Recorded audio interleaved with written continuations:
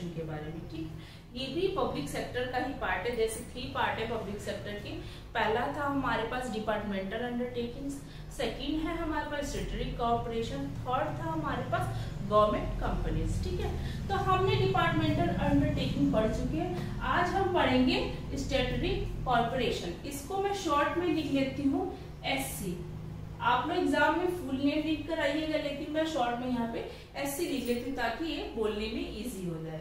ठीक है, तो देखिए फर्स्ट पॉइंट क्या है इसमें, corporate body form by the special act of parliament या स्टेट लेजिस्लेचर। मीन्स कि क्या, ये एक इस तरीके का कॉर्पोरेशन है जिसको अगर एग्जिस्टेंस में आना है तो एक स्पेशल एक्ट के द्वारा इसको पास कराया जाएगा। स्पेशल एक्ट पास कराया जाएगा किसके द्वारा, पार्लियामेंट के थ्रू, तब ये क्या होगा, एग्जिस्टेंस में आएगा।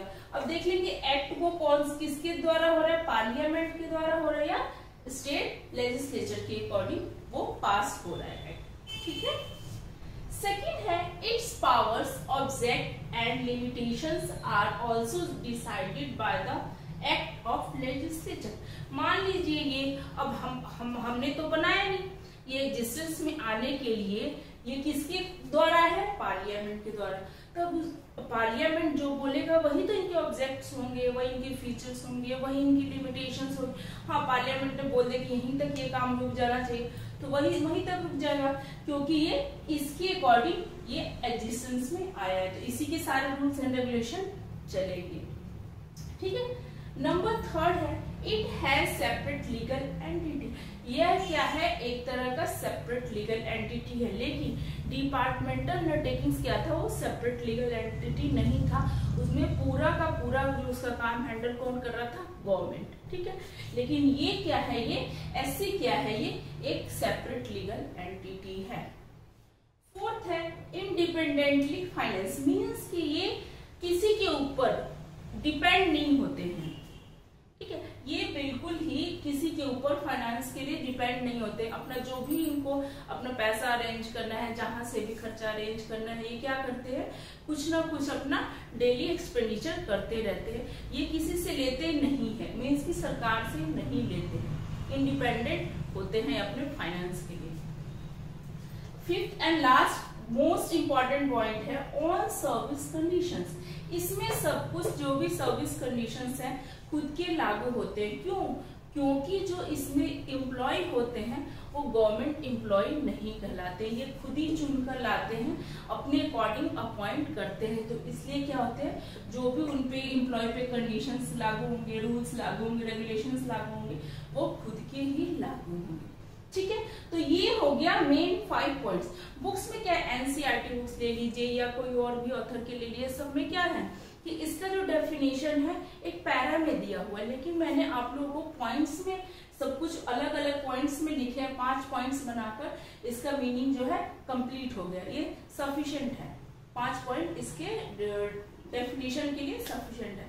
ताकि क्या होता है कि अगर हम पैरा में लिखते हैं, कोई डिफाइन जो पैरा में लिखते हैं, तो वो जो एग्जामिनर जो है चेक करता है उसको इतना अट्रैक्टिव नहीं लगता है।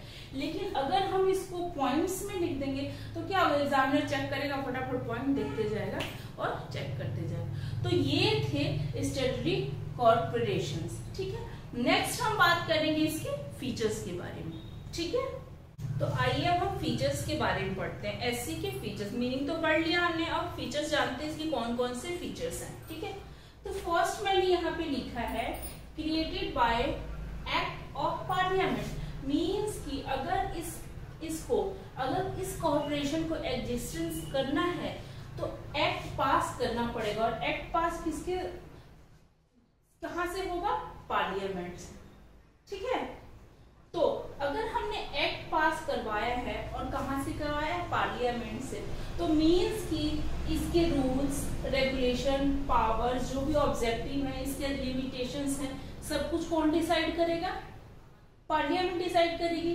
ठीक है, हम अपने अकॉर्डिंग कुछ भी रूल्स एंड रेगुलेशन नहीं लगा सकते हैं, सब कुछ पार्लियामेंट ही डिसाइड करेगी। ठीक, थर्ड है अंडर कंट्रोल ऑफ गवर्नमेंट। कोई भी काम होगा वो गवर्नमेंट के कंट्रोल में ही होगा। ऐसा नहीं कि हाँ गवर्नमेंट बोलेगी कि ये काम करो और हम लोगों ने दूसरा काम कर दिया। गवर्नमेंट बोलेगी हाँ इस स्टेट में सड़क बनाएंगे तो हम लोग सड़क ना बनाकर कुछ और बनाने लगे। तो हमें गवर्नमेंट की बात माननी पड़ेगी। ठीक है, नेक्स्ट है हमारे पास सेपरेट लीगल एंटिटी।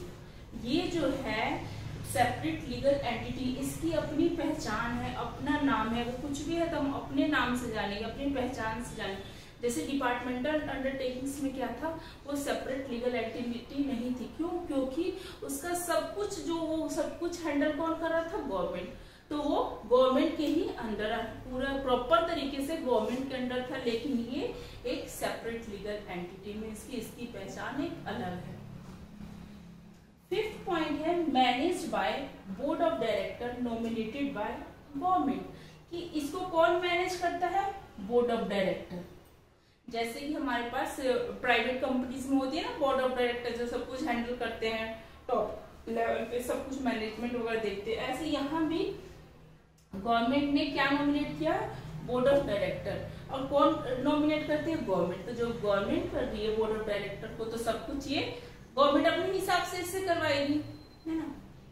नेक्स्ट है हमारे पास enjoy administrative autonomy. Autonomy means इच्छा के अनुसार, अपना इच्छा के अनुसार काम करवाना। ठीक है, तो हम क्या करेंगे, अपने जो भी हमारी इच्छा होगी हम अपने अकॉर्डिंग अपना रूल्स रेगुलेशन सब कुछ चलाएंगे। यहाँ पे हमें फ्री है कि हम अपने अकॉर्डिंग भी चला सकते हैं। मीन्स कि यहाँ पे क्या है, थोड़ा गवर्नमेंट के हाथ में है, थोड़ा हमारे हाथ में।